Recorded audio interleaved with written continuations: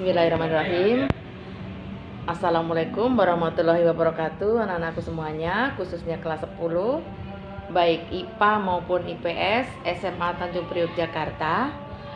Bertemu lagi dengan Ibu hari ini tanggal 3 November 2021, hari Rabu. Kita akan membahas tentang mata pelajaran Sejarah Indonesia, ya.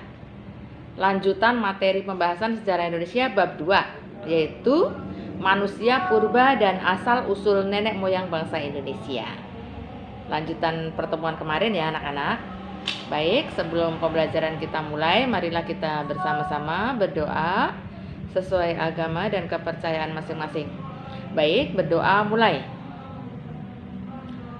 Bismillahirrahmanirrahim. Robi zidni ilman warzuqni fahman, amin ya rabbal alamin. Ya, baik anak-anak, Ibu lanjutkan. Untuk pertemuan kali ini kita akan melanjutkan pembahasan manusia purba dan asal usul nenek moyang bangsa Indonesia, ya. Bagian E, persebaran nenek moyang bangsa Indonesia. Homo erectus dan Homo wajakensis pernah tinggal dan hidup di Indonesia. Namun, ada yang menduga bahwa kedua jenis manusia purba tersebut bukan nenek moyang bangsa Indonesia. Kedua jenis manusia ini punah dari bumi Nusantara. Demikian pula dengan nasib Australomelanesoid yang juga diragukan sebagai nenek moyang bangsa Indonesia berdasarkan ciri-ciri fisik bangsa Indonesia, terutama yang tinggal di kawasan timur, yaitu Australomelanesoid. Kemudian, melalui dugaan bangsa Australomelanesoid, tidak diragukan bahwa nenek moyang bangsa Indonesia sebenarnya adalah bangsa Melayu Austronesia. Persebaran dan perpindahan bangsa Melayu Austronesia terjadi secara bertahap. Tahapan-tahapan perpindahan dan persebarannya yaitu terdapat periode pertama dan periode kedua.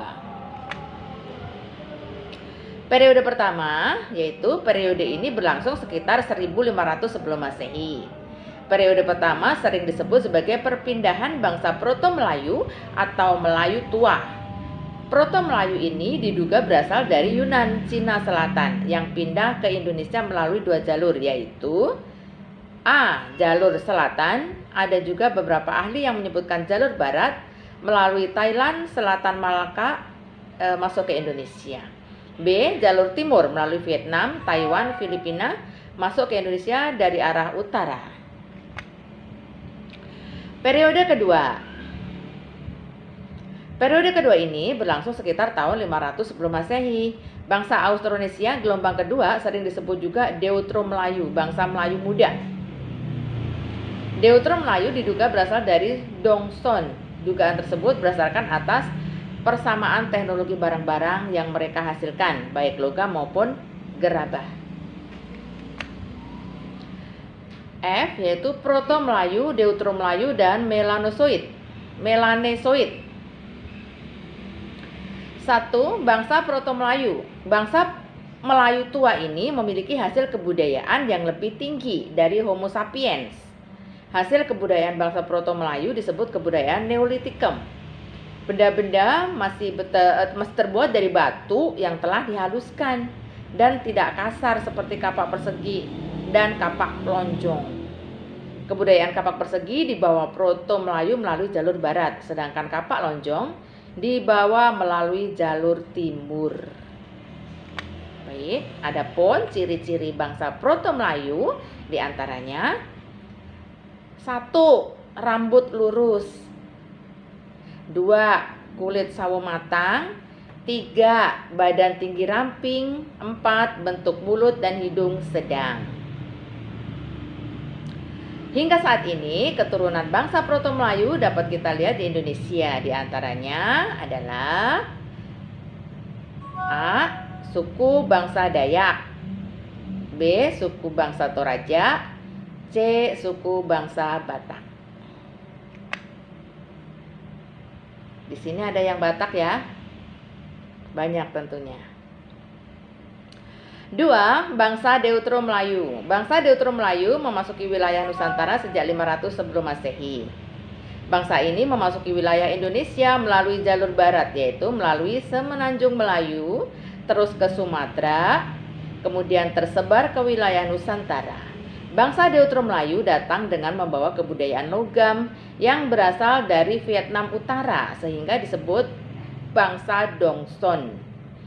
Kebudayaan logam yakni terbuat dari perunggu beberapa ratus tahun, kemudian dari besi hasil kebudayaan perunggu Indonesia seperti kapak corong atau kapak sepatu, nekara, serta bejana perunggu. Nah, kalian bisa melihat ya, ini ada contohnya, gambar-gambarnya. Bangsa Deutero Melayu membawa kebudayaan batu besar, diantaranya menhir, dolmen, sarkofagus, peti kubur batu, waruga, dan punden berundak. Ya, kalian bisa lihat ya di sini, lengkap tuh gambarnya. Menhir itu tiang tugu batu, dolmen itu meja dari batu untuk menaruh sesaji, ya kan? Sarkofagus itu sama aja peti kubur batu, ya. Waruga dan punden berundak. Oke. Mereka adalah ras Austronesia, keturunan bangsa Deutero Melayu, contohnya suku bangsa Jawa, Melayu, Minang, Bugis. Kalau orang Jawa banyak ya di sini ya. Oke. 3. Melanesoid. Ras Melanesoid merupakan keturunan ras Negroid. Ras ini memiliki ciri-ciri sebagai berikut. 1. Kulit hitam. 2. Badan kekar. 3. Rambut keriting. 4. Mulut lebar. C. Hidung mancung. Oke. Ras Melanesoid terbesar di Pasifik, yakni pulau-pulau yang letaknya berada di sebelah timur Papua dan benua Australia.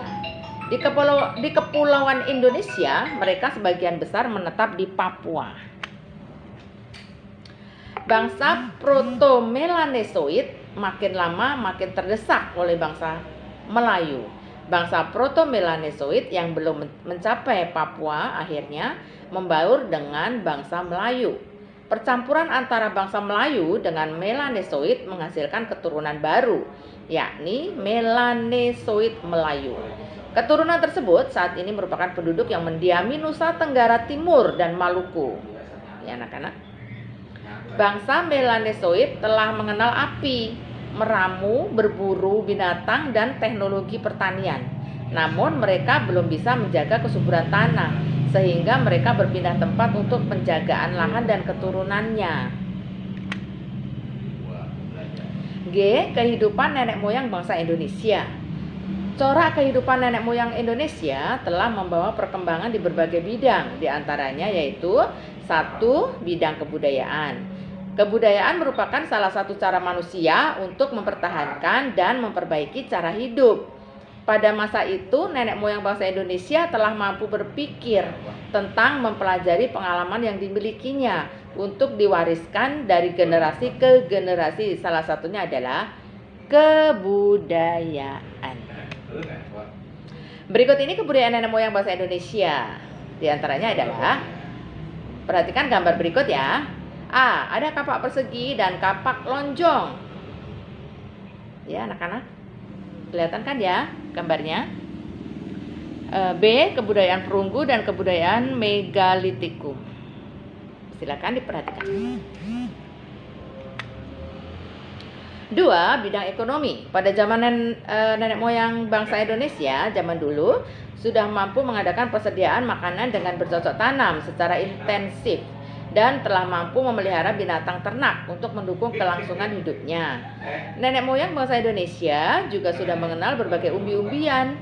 Selain menanam umbi-umbian, mereka juga sudah melakukan bercocok tanam yang awalnya dilakukan dengan membakar hutan dan berladang. Sistem berladang kemudian diganti dengan bersawah sampai sekarang. Oke.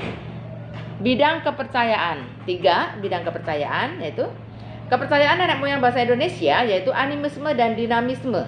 Animisme yaitu kepercayaan kepada roh yang mendiami sebuah benda. Sedangkan dinamisme adalah kepercayaan bahwa segala sesuatu mempunyai tenaga atau kekuatan yang dapat mempengaruhi keberhasilan atau kegagalan manusia.